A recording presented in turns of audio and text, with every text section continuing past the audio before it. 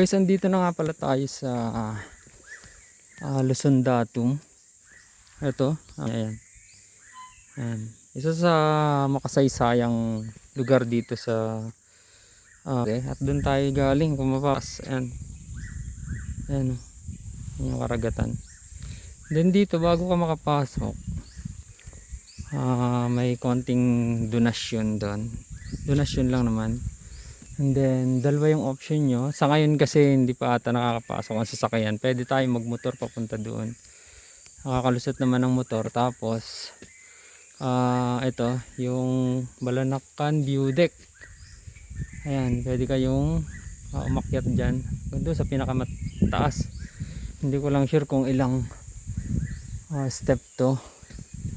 And then may nagbibenta rin naman dito ng tubig pag gusto yung uminom. Ito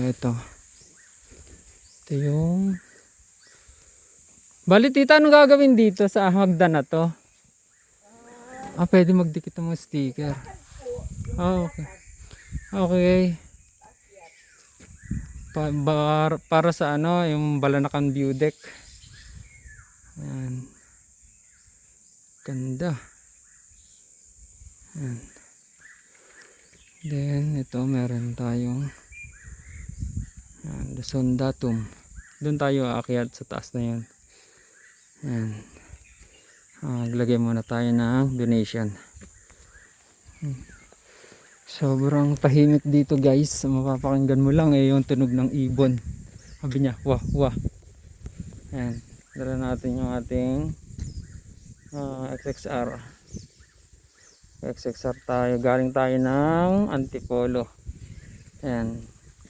Wala pang tigil yan. Sa barko lang natigil yan. Biyahe yan. And then mabuti na lang. Hindi naman wala namang ano. Ang dumihan. Ayan. Punta tayo guys sa taas para makita natin kung anong meron sa pinakataas.